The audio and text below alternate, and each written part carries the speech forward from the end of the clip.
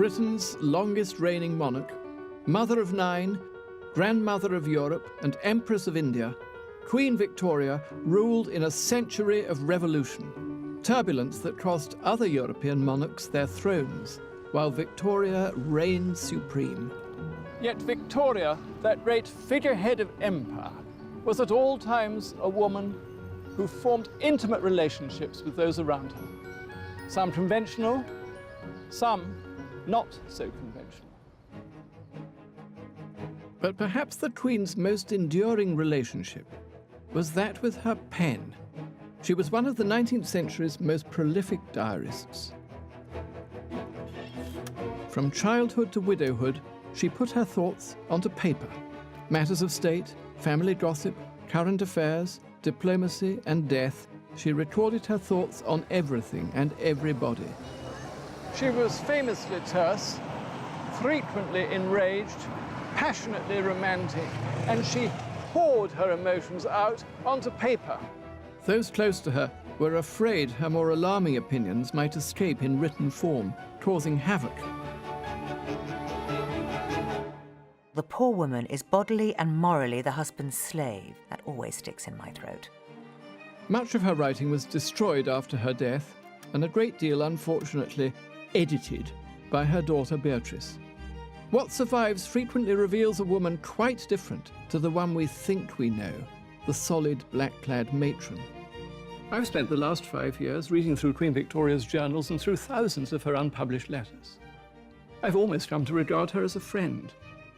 There are those who would dismiss her as a hysterical egomaniac, but for me, she is a human being of passion, yes, of enormous eccentricity, but also somebody, contrary to what's so often said about her, who was easily amused.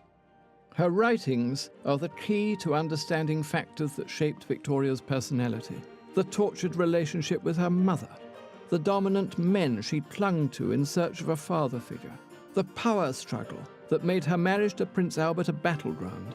I want to use her papers to try to read the mind of the woman who ruled the world. She was a daughter, a wife, a mother, the queen of a growing empire. Friends and family came and went. It was her pen which was her constant companion and friend.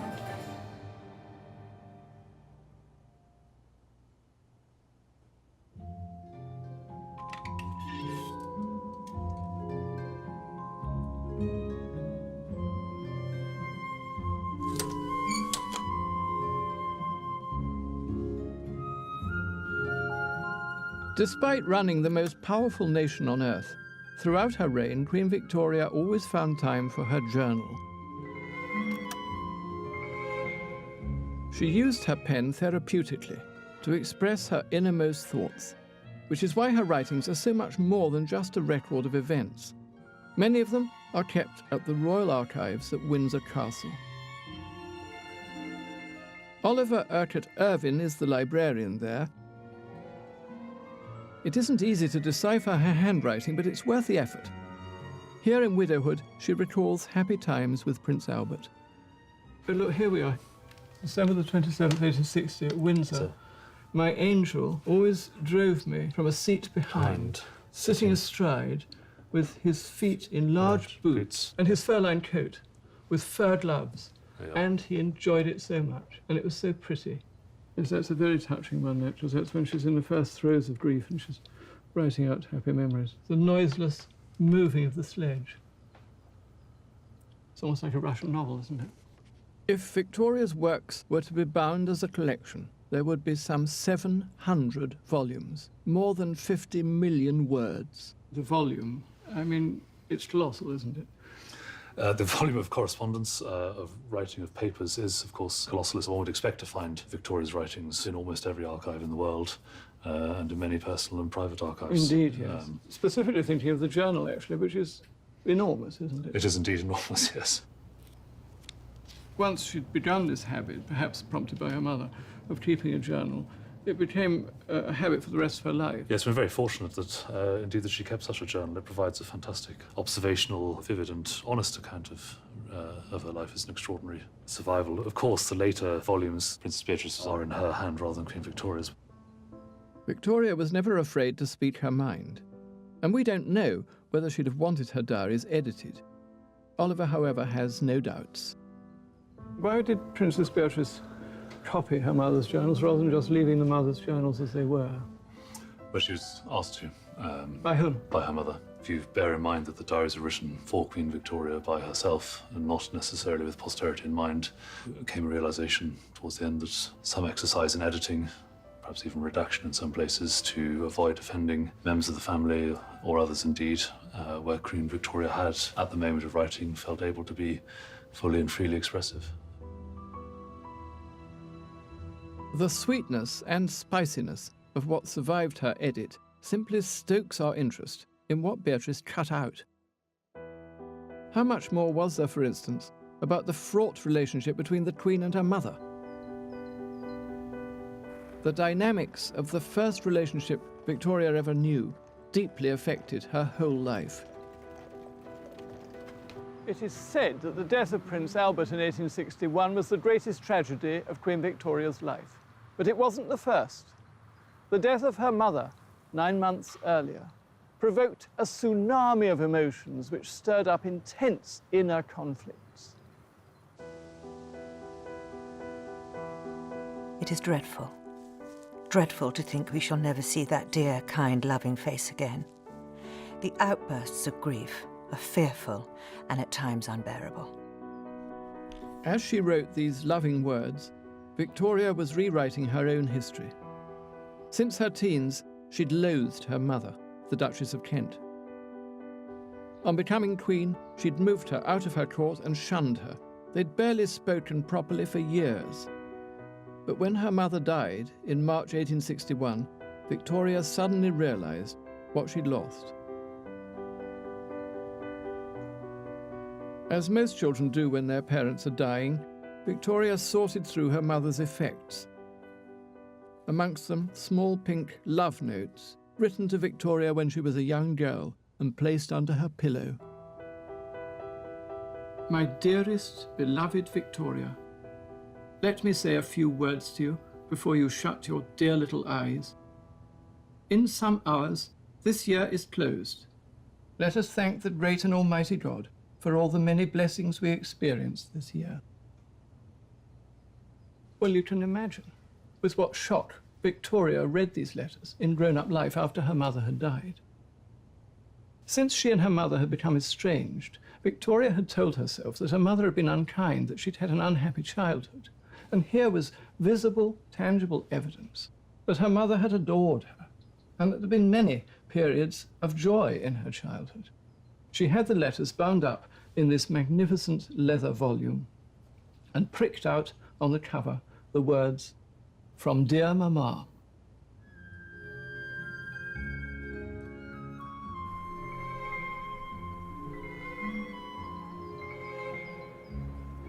She was born in May 1819 at Kensington Palace, but it might as well have been in Germany. Her mother was German, Princess Victoria of Saxe-Coburg-Saalfeld. She barely spoke English. She was the widow of Prince Charles of Leiningen. Victoria's father was her second husband, the Duke of Kent, but he was to die just 8 months after Victoria arrived. That she never knew her father was arguably the single most important factor in Victoria's psychology. The Queen would spend her life searching for a father figure. Widowed a second time, the Duchess of Kent was by royal standards impoverished. Her brother-in-law, King William IV, allowed her to carry on roughing it rent-free here at Kensington Palace, where she fell prey to the ambitious John Conroy. Historian Kate Williams has chronicled events at Kensington Palace. She really needed someone to depend on, and Conroy stepped in. He saw the vacuum, really, stepped in and made it his own, and really pretty much made himself almost king. For little Victoria, looking for a kindly man to play Papa, schemer Conroy was a disaster. In diaries written in adulthood, she paints him as a sort of pantomime villain, and her childhood as miserable. I led a very unhappy life as a child. Had no brothers and sisters, never had a father, was not on comfortable or at all intimate or confidential footing with my mother. These words, written when she was a grown-up, paint a pretty bleak picture. But the truth was more nuanced. Yes, she was a poor, fatherless girl who for the rest of her life craved male attention. Yes, Sir John Conroy was a bully and a cad. Yes, the Duchess of Kent was a silly goose. And between them, the Duchess and John Conroy devised something they called the Kensington system. It meant total separation from the court, and here, in Kensington Palace, it meant that the child was never alone. She shared a bedroom with her mother. She never ate anything which hadn't been tasted first. She wasn't allowed on this staircase unless she was accompanied. The Kensington system was really a way in which the Duchess of Kent and John Conroy, in particular Conroy, wanted to control Victoria. This vision that she would come to the throne at 12, 13, and they'd be in charge. And Conroy, presumably, was the chief agent of this system. The Duchess of Kent was a woman who really was out of her depth. She was out of her depth in Britain. She knew the royal family hated her. She couldn't really speak English. When Conroy came along, he said, you know, I can see an opportunity here. And so Victoria, this tiny, plump little child, this really little toddler, she's everyone's passport to glory, to riches, to massive grandeur. It was a repressive regime. But while Victoria's diaries recall a lonely childhood, we must remember she was prone to reinterpreting her own story. Deirdre Murphy is curator of the Victoria Revealed exhibition at Kensington Palace. So this is the room that Princess Victoria was supposedly born in. Oh, she was born here? Yes, she was born in this room. One of her dolls' houses? Yes, from the late 1820s. And she had lots of dolls? She had lots of dolls. She made them herself with her governess, Baroness Leighton, and together had lots of fun dressing them. There were animals. She had a beautiful little King Charles spaniel named Dash. She would play with him in the gardens and every now and then would dress him up in costumes. She did have quite a happy childhood. When she looked back on it, she saw it as unhappy. And I wonder whether you think, in fact, it was the bullying of Conroy when she was a teenager that led her to have this view. I completely agree with that. These memories that she brings back throughout her life later on are not necessarily reliable because she changes her view from time to time. So in 1872, her eldest daughter, Vicky, is marrying and having children. She writes to Vicky about how difficult her childhood was, giving her advice about how to treat her own children. And this is a theme that marks through her letters and correspondence. But we clearly can't rely on that completely because she clearly had fun here, she was indulged, and had a pretty good deal, actually.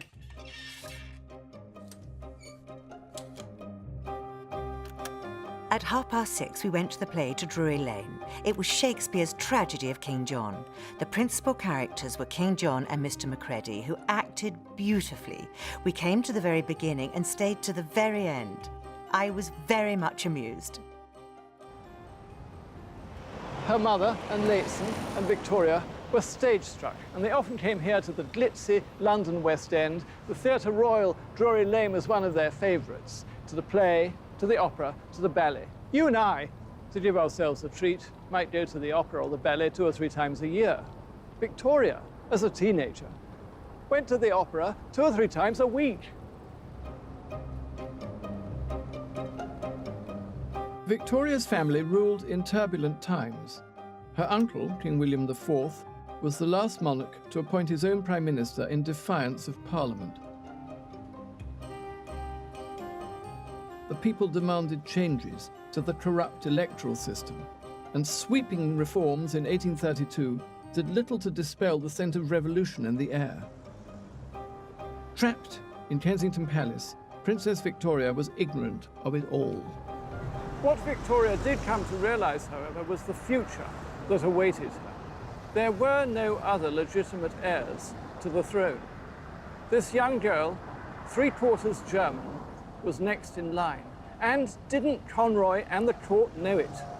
They knew that whoever influenced this child influenced the future British head of state. which is why, when she was 13, Conroy and her mother took Princess Victoria on a tour across the country. They sensed that if the monarchy were to survive, it must be more visible. Free from the claustrophobic atmosphere of Kensington, Victoria found herself exposed to the world outside, a world of industrial change and burgeoning unrest. Instead of the safety of the nursery with her dolls, she found herself looking into the faces of the poor, grimy with smoke and soot. And she wrote about her experiences in her journal, given and read by her mother. We have just passed through a town where all coal mines are, and you see the fire glimmer at a distance in the engines in many places. The men, women, children, country and houses are all black. Professor Jane Ridley has written a life of the Queen. It's quite interesting. She was sent on those tours, which she rather hated, around England. And the pressure she was under, I think, is quite extreme. I think it might account for why she actually hated appearing in public later on in life. I think her mother saw keeping a journal as part of the training of being a monarch. It's fascinating. So it was, in a sense, part of the Kensington system, the journal? I would say it was. I saw a diary of somebody who was at one of these things in Plymouth. And this person noticed that at dinner, the little princess didn't say anything. She just looked round the table all the time. She kept looking. And they asked afterwards, you know, what's wrong with this child? Why was she looking at all the people? And Conroy said, she's being trained to remember who they are. And when she gets back, she'll be tested on them by her mother. And if you look at the entry in the diary, you see a long, long list of names, none of whom she could have known, none of which could make any sense to her at all. It's hard to say exactly when, but by her early teens, the princess had come to see what her mother and Conroy were up to. Victoria was coming to realize her position as a pawn in the political power game.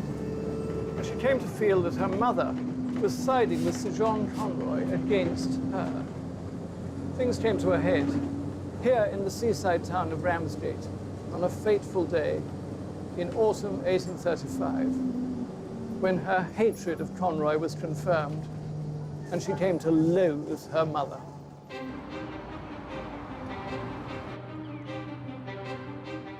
It was after a tour of the north. Victoria was exhausted and sickly when they arrived here at the Albion Hotel. She had a very sore throat, and she became iller. The doctor came, the doctor went, said she was all right. Her mother refused to believe her, thought she was just making a fuss. Conroy said she was shamming. So this goes on for several days, Victoria getting quite dangerously ill. Where artisans are now creating a new bijou hotel, Victoria lay in her bed at a low ebb. John Conroy seized his opportunity. He clumsily barged into her bedroom and tried to make her sign away her future powers as queen. His idea was to have a regency, with the Duchess of Kent ruling in Victoria's stead, and, of course, John Conroy ruling the Duchess. Sick as she was, the 16-year-old, backed up by her governess, Louise Leighton, refused Conroy. It would seem that Sir John was all but violent with her. I resisted in spite of my illness and their harshness, my beloved Leighton supporting me alone. From now on, Victoria was just waiting to be 18 and rid of the influence of Conroy and her mother. She began to forget her happy childhood and dwell only on the sad things. The experience at Ramsgate had poisoned her childhood memory and fueled her resentment against her mother. The myth of the totally unhappy childhood was born. But Victoria was also possessed of a sense of destiny. She knew that Uncle William wasn't going to be alive for much longer. The king had fathered 12 children, but no living legitimate heir. In June 1837, he died in his sleep of a heart attack. Her mother woke Victoria. I got out of bed and went into my sitting room, only in my dressing gown, alone, and saw them. Kneeling before her, the Archbishop of Canterbury and the Lord Chamberlain were now her subjects. Victoria, more German than British, was now Queen. She was ready to throw herself into the role. The survival of the monarchy itself depended on her success. I am very young, and perhaps in many, though not in all things inexperienced, but I am sure that very few have more real goodwill and more desire to do what is fit and right than I have.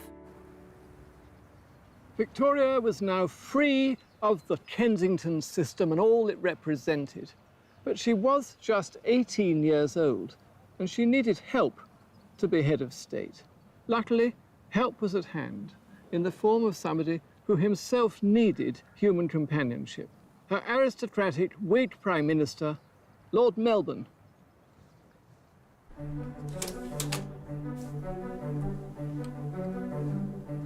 Cometh the time, cometh the father figure. Melbourne was everything that Conroy wasn't. He was loving, kind, and emotionally intelligent. He saw what she needed, and he lavished it on her. In her diary, Queen Victoria had described herself as the little fatherless girl. Now the 58-year-old Prime Minister made sure she felt in control, but safe in his care. It was he who prepared Victoria and who stage-managed the momentous coronation here at Westminster Abbey in June 1838. Since 1066, almost every English monarch has been crowned here. Victoria had been raised to be ready for this pivotal moment in her own life and that of the nation since her birth. There was a two-day fair in the park. There were illuminations. There was a firework display. There were people swarming into central London to see their new queen. She was woken at 4 a.m. by the booming of the guns in the park. And yet, she doesn't mention her mother once when she came to write it up in her journal. The central figure for Victoria on her coronation day was Lord M.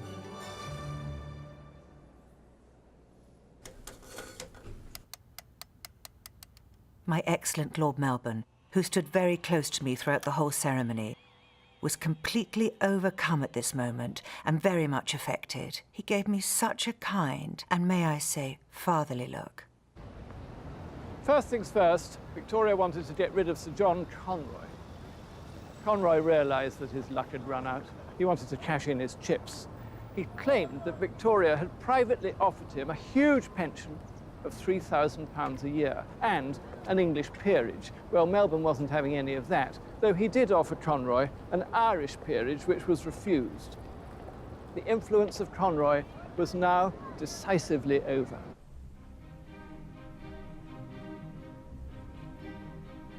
There is no end to the amusing anecdotes and stories Lord Melbourne tells, and he tells them all in such an amusing and funny way. The passionate friendship which sprang up between them gave to the young queen the security she craved, and to Melbourne, reeling from a shattered marriage, someone to care for. Really, every day he was with her, sometimes for 5 hours a day. They'd ride together, they'd do jigsaws together, they'd play cards together. He participated in all of this, and through this constant being by the Queen's side, he gained a lot of influence, a lot of power, and essentially he could really tell her what her role was. So what he had was something people envied incredibly. Her education started here. The journals bubble with her conversations with Lord M. They talked of everything under the sun, from French history to Shakespeare, from mixed-race marriages to Whig society gossip. It wasn't just a political process that Lord M introduced her to, it was life itself. Her relationship with Melbourne was helped along by a charming weakness on the part of the Queen. She always fell for men who made her laugh. The flirty, fun-loving teenage queen leaps from her pages. I asked Lord M how he liked my dress. He said he thought it very pretty and that it did very well. Talked of my having taken a bath, his seldom doing so. Talked of my having wished to roll in the grass when I was in the garden, which made him laugh. As a young man, he had been outstandingly good-looking, and he still is. He was incredibly charming. He knew everybody. He takes upon himself not just to sort of educate the young queen, but also to act, in effect, as her private secretary. Her journals during the Melbourne years are fascinating because she wrote down absolutely everything that he said. Melbourne, more than anybody, is making her a British queen. Politically speaking, the relationship between Queen Victoria and Lord Melbourne had no significance whatsoever. Lord M was absolutely out of sympathy with his own times. And while the pair were out together, laughing and riding, the country was in a state of unease. Great riots had broke out at Birmingham again. Houses burned and others plundered, which he, Lord M, feared was to be expected. Melbourne protected Victoria, but the national movement for working-class emancipation that produced the People's Charter couldn't be ignored. There was trouble with the sugar trade. And then, in 1839, a parliamentary defeat over Irish independence forced Melbourne to resign. She'd felt safe, secure, and much loved. Now she felt alone, exposed. It was almost as though he'd died. All my happiness gone. That happy, peaceful life destroyed. That dearest, kind Lord Melbourne, no more my minister. The Prime Minister's replacement was the Tory Sir Robert Peel. He had no charm, no sense of humour, and he couldn't flirt. Lord M's charm had given him power over Victoria. Peel's lack of it almost guaranteed a battle of wills. Their first meeting sparked a constitutional crisis. Peel almost immediately said, "You've got to change your ladies. The ladies of the robes, the ladies of the bedchamber, they once were Whigs, they now have to be Tories." And Victoria, she couldn't cope with this. She said to Peel, "I'm not changing my ladies. I am not doing this." Peel surprised her by saying, in that case, he wouldn't be her Prime Minister. It became known as the Bedchamber Crisis. Robert Peel was a very astute politician. By refusing to be Prime Minister, he demonstrated quite a lot of things to the world at large. He demonstrated that Victoria was a Whig partisan. He'd also demonstrated that she was trying to exercise the kind of monarchical power which no longer existed in Britain. This was the last time the British monarch ever openly defied a represented politician.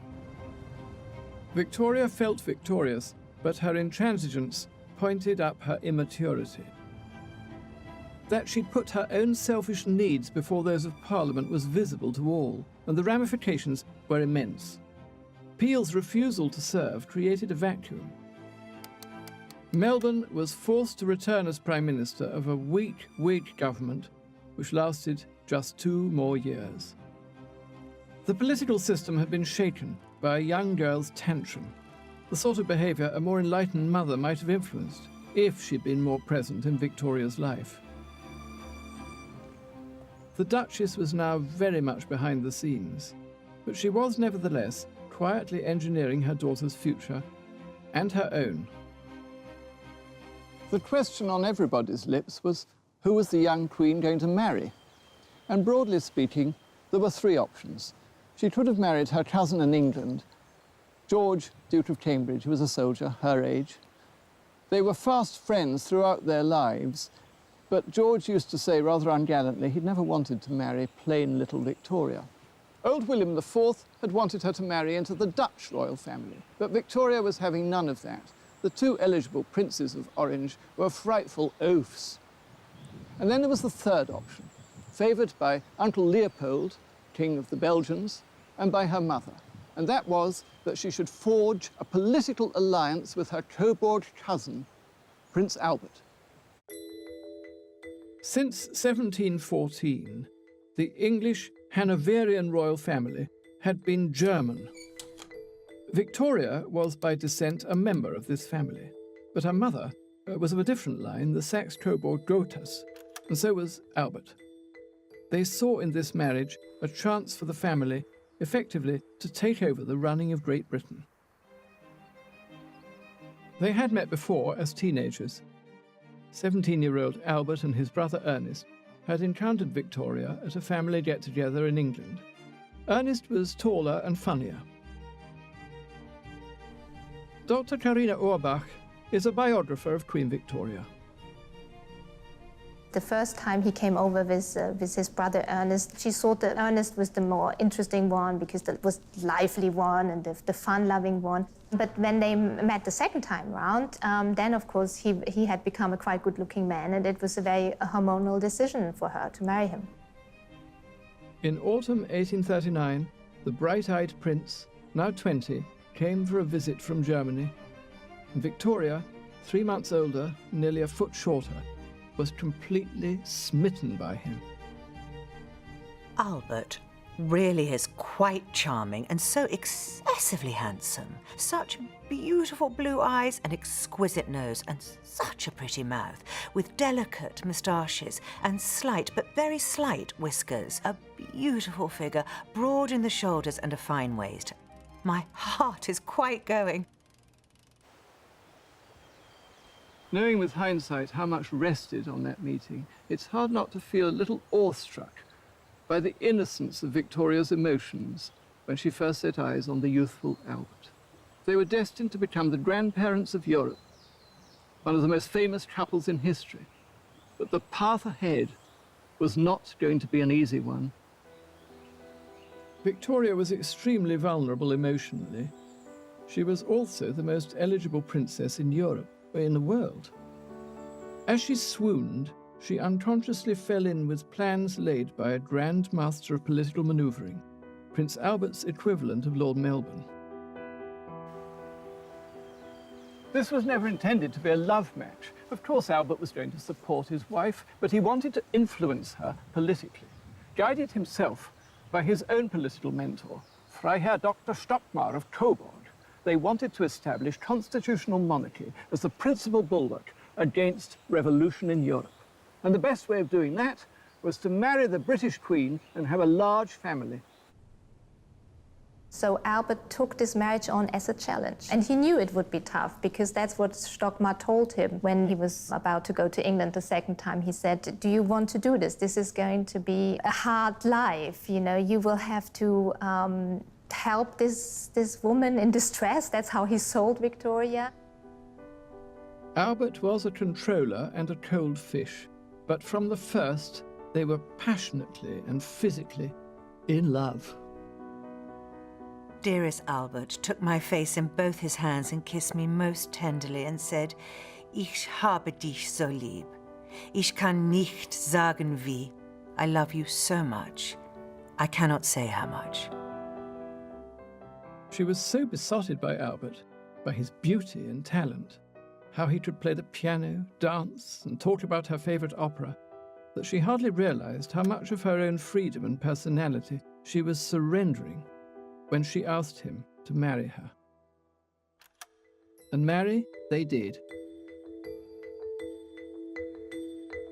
We both went to bed, of course in one bed, to lie by his side and in his arms and on his dear bosom and be called names of tenderness I have never yet heard used to me before. This was the happiest day of my life. There's no doubt that there was a strong sexual attraction. I think so, yes, definitely. When one reads her diaries, one is impressed by her openness. I mean, she really says how beautiful he was and how wonderful it is to be touched by him and things like that. And after they got married, she enjoyed him taking off her stockings, putting on her stockings. Yes, having intimacy for the first time, yes. So she was utterly delighted by him in a physical way. That was lucky. That was lucky. Yes. The Duchess of Kent was not so lucky. Victoria was now no longer a child and felt able to flex her muscles for all to see. She shunned her mother. The Duchess of Kent was a woman destroyed. She couldn't believe that Victoria didn't want to see her. Victoria wanted to get away from her mother at every opportunity, and the whole court saw this. Victoria confided in her journal her ongoing coldness to her mother. It has been observed that after the marriage, I kissed the Queen Mother and only shook hands with Mamma, which I said was true. It's heartrending to read the cry of the rejected mother seeking the approval of the callous daughter. In the year after Victoria married, her mother wrote to her, Oh, Victoria, why are you so cold and indifferent with your mother, who loves you so dearly?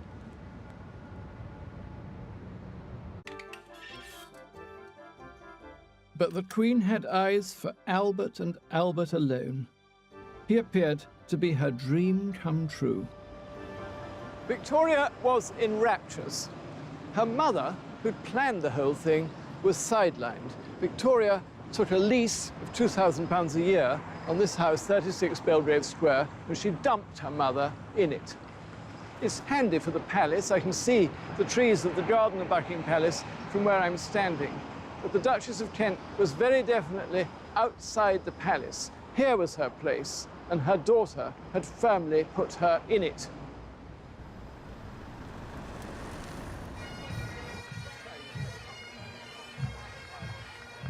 What Victoria wanted now was solitude, romance, and excitement in company of her man and Superman, Prince Albert. They fled to the most romantic part of the British Isles and furthest from the London court. Soulful Albert was already homesick, and the landscape and even the people reminded him of his German homeland. Victoria, too, loved the Highlanders. She enjoyed their lack of deference, how they treated her as if she was a human being. There was a quiet, a retirement, a wilderness, a liberty, and a solitude that had such a charm for us. You can hear the relief in Victoria's words, her joy at being out of London and away from state duties. They both loved the great outdoors, Victoria and Albert. He liked going deer stalking. She was a very good watercolourist and liked to take her sketchbook out onto the hills.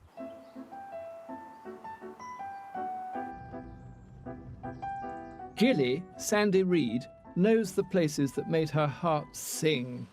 So what were her favourite views when she was round here? Well, I think at one time she'd just love to go on her picnics, and Tullach, the hill over on her right there, that was her favourite picnic spot.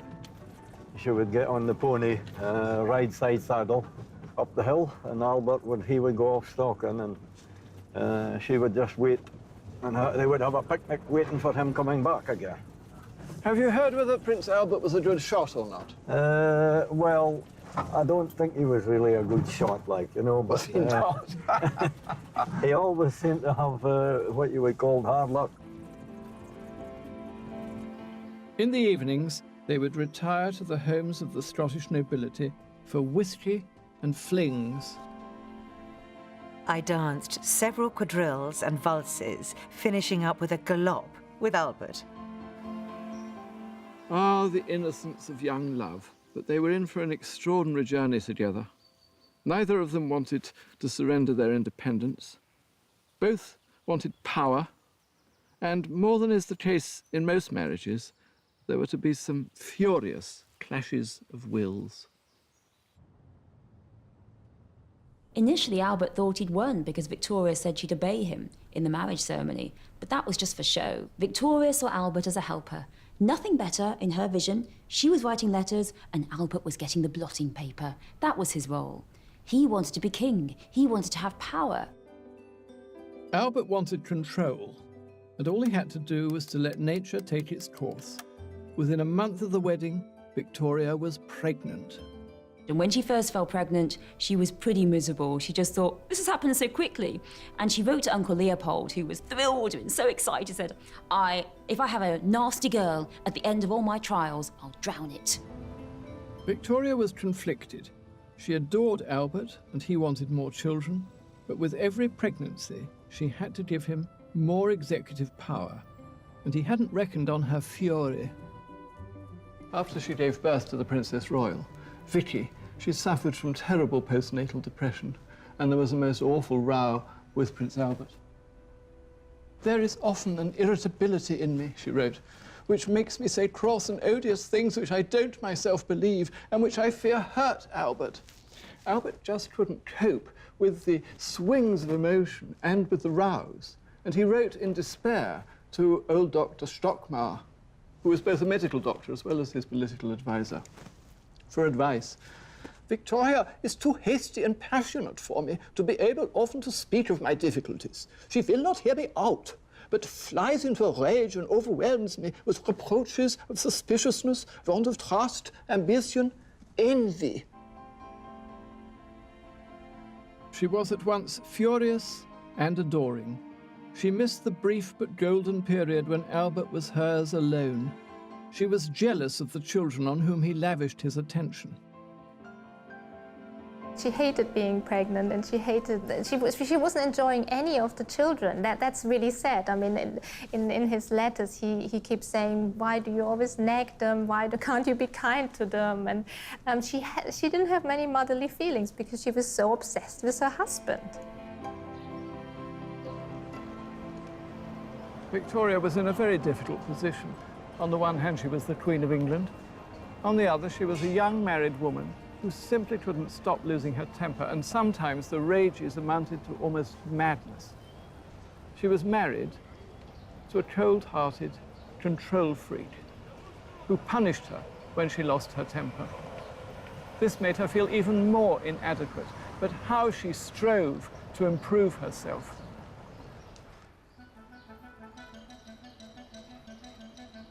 Locked away in Windsor Castle are the most fascinating of the Queen's diaries, written later in her marriage. They were Victoria's secret, and they demonstrate how Albert had her in an emotional flux, by turns angry, elated, even self-flagellating. This volume is called Remarks, Conversations, Reflections. And here's what she writes on her wedding anniversary, February the 10th. "What cause have I ever for gratitude?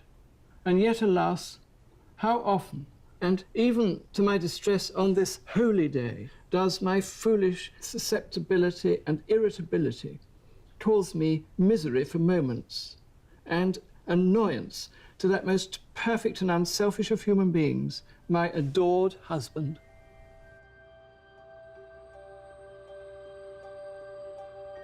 She confides all these pathetic feelings about how unworthy she is and how she can't control herself. And you get the feeling that this woman has been made to feel that she is sort of inadequate in this relationship. How much do you think Albert controlled her?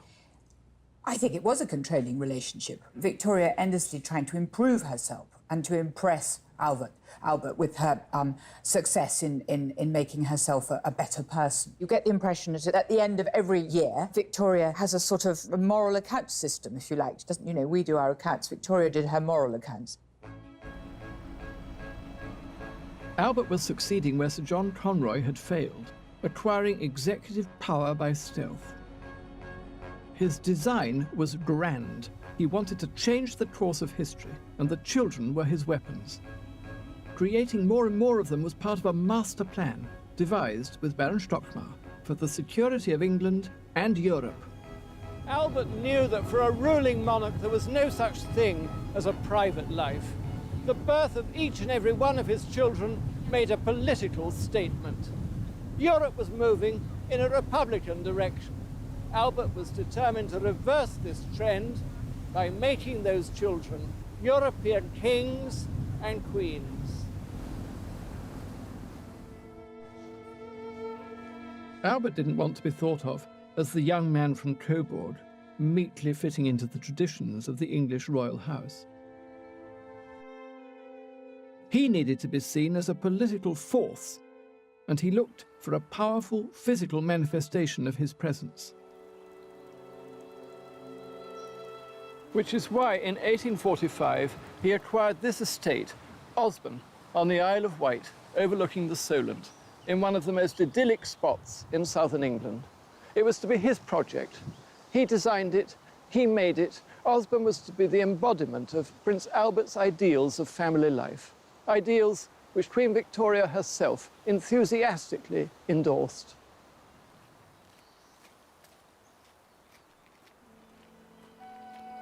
It is impossible to imagine a prettier spot. We have a charming beach quite to ourselves. We can walk anywhere without being followed or mobbed.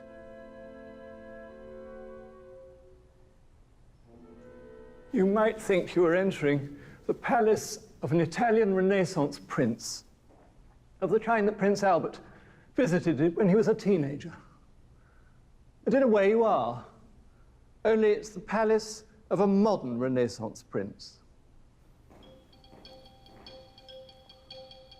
The architectural design was Albert's, as was the original interior decor.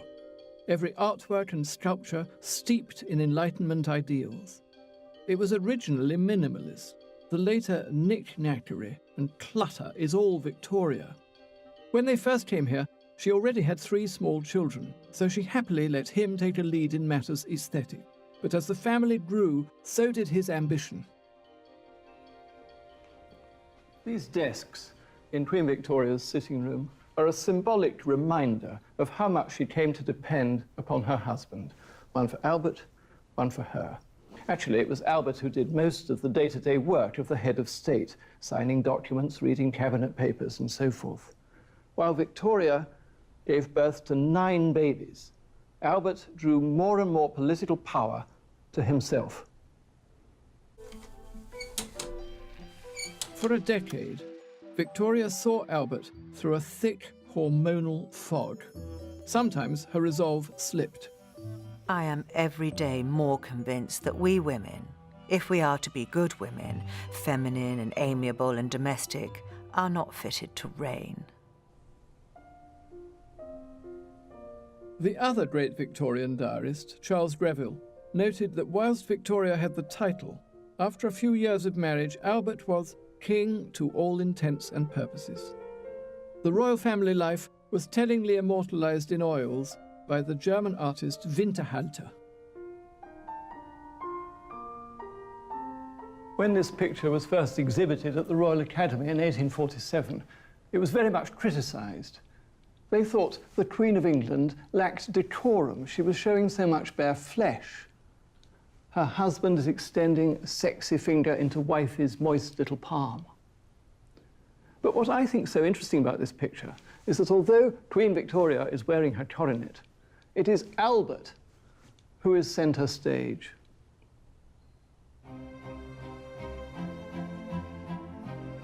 It's a picture of familial contentment, but also of Albert's success. By now, he'd achieved what he left Germany to do. Perhaps his greatest success was Princess Vicky. Whatever happened to Albert in the future, she would carry on his work, perhaps even control her mother.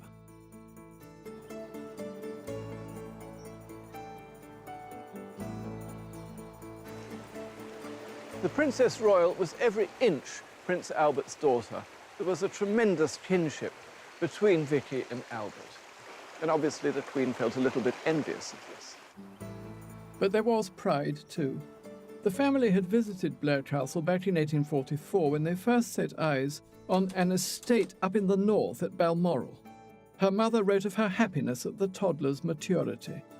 Albert walked up the steps with me, I holding his arm and Vicky his hand, amid the loud cheers of the people, all the way to the carriage, our dear Vicky behaving like a grown-up person, not put out, nor frightened, nor nervous.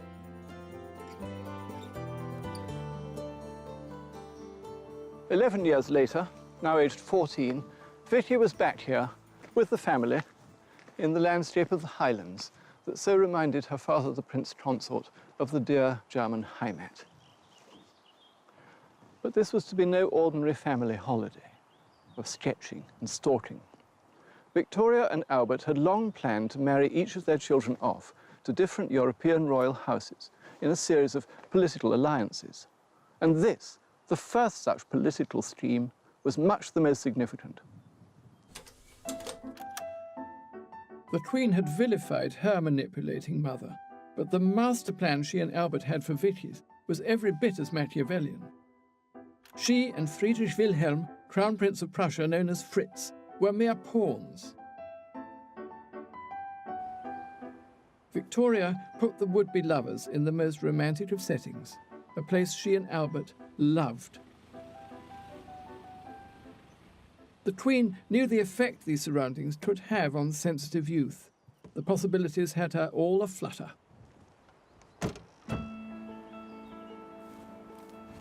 Fritz looks very well, altogether looking more manly, and his moustache becomes him. The visit makes my heart beat as it may, and probably will decide the fate of our dear eldest child. He was 23. She was 14, little more than a child, in her sprigged white muslin dress trimmed with red ribbons. But it was the start of a romance. They walked on the slopes of Craig na Ban. He picked her a sprig of white heather, and there they had their first kiss. The plan had worked. Vicky loved Fritz, and that night ran into her mother's room to tell her. Having engineered the whole thing, Victoria, conflicted as ever, now tried to take control, insisting Vicky delay marriage until she was 17. Queen Victoria felt the classic envy that mothers so often feel for daughters when they emerge from childhood into womanhood, especially if the daughters have been very close to the father. She complained of Vicky's waywardness of temper, sharp answers, and lack of self-control. A pretty ripe case, you might imagine, of the pot calling the kettle black. And as the wedding day approached, Queen Victoria felt all the usual cluster of emotions.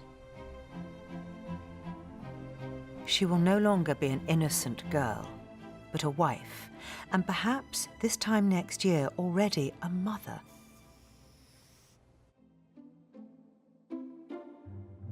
They were married in January 1858.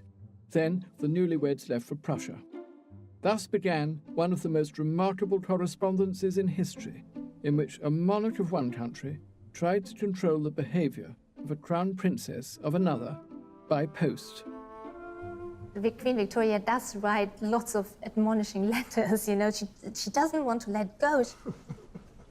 It's very funny in some ways that Victoria thought she could still control the way she behaved at court, whether she was sitting down, standing up. I mean, even the tiniest details. It's ridiculous, yeah. To the point where the German authorities actually wrote back to London saying, can the Queen please stop bombarding the Crown Princess with all these terrible letters? When Vicky wrote that Fritz was to be a father, things came to a head. Most mothers at least pretend to be pleased at the prospect of becoming a grandmother. But when Vicky became pregnant, this was not the case. Having her 9 children had placed great psychological strain, both on Queen Victoria herself and on her marriage.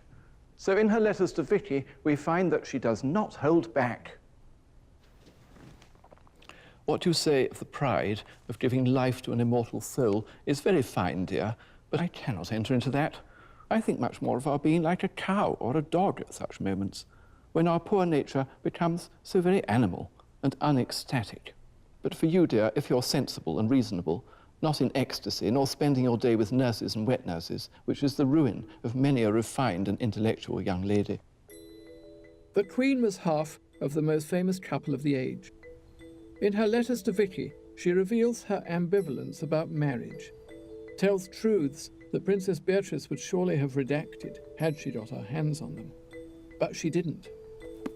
They stayed behind in Germany, and they are the business, because with these letters, you see her unmasked. They're a stream of consciousness pouring out of her 2 or 3 times a week to her daughter in Germany, about everything under the sun, about the unsatisfactoriness of men and of marriage. All marriage is such a lottery. The happiness is always an exchange, though it may be a very happy one. Still, the poor woman is bodily and morally the husband's slave. That always sticks in my throat. She must have found writing in this way so very cathartic. The Queen's relationships with all her children, the jealousies, the criticism, show how pivotally she was affected by the tensions and pressures of her first formative years with her own mother. She'd never addressed that relationship, and in 1861, she ran out of time. Ever since Victoria married and had babies, her own mother had been an exemplary grandmother. Not a child's birthday got forgotten, not an anniversary overlooked. But since Conroy had been totally banished at the beginning of the reign, the poor Duchess of Kent lived in everlasting dread that she herself would one day be spurned.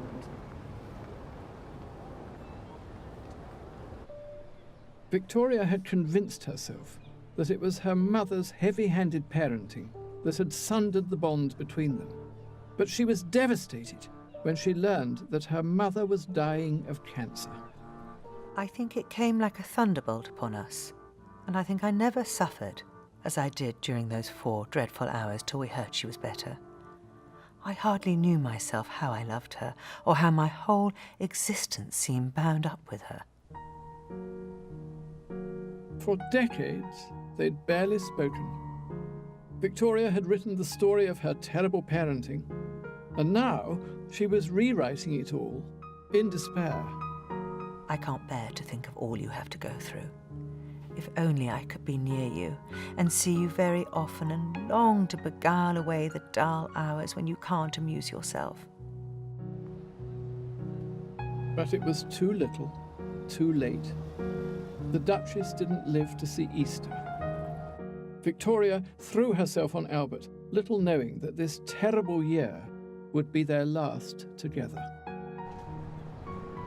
Albert himself was a sick man. They now seem to think he had Crohn's disease, or possibly abdominal cancer, or possibly both. And he died that same year, 1861, in December. Victoria was just 42 years old. She'd spent her life struggling against an oppressive childhood and against the tedium of motherhood. But however difficult her marriage had been, she had now grown totally dependent upon Albert.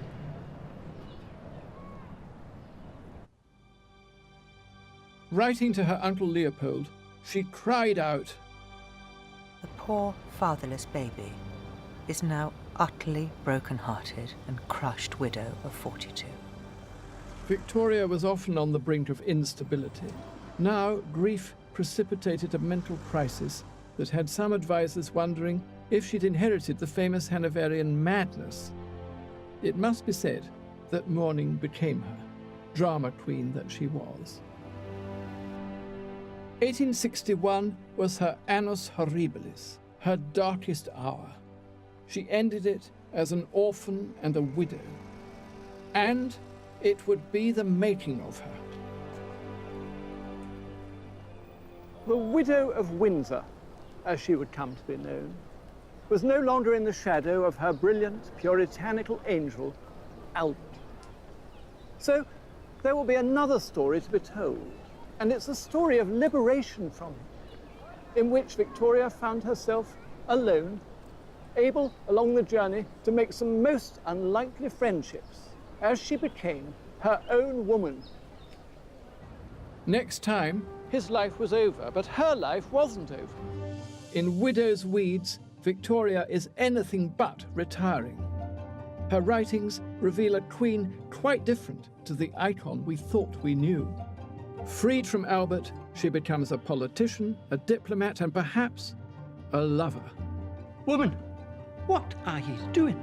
The most powerful monarch on earth is a woman unchained. Is there a feeling Dr. Reed knew the nature of the relationship? Yes. And on the verge of a nervous breakdown.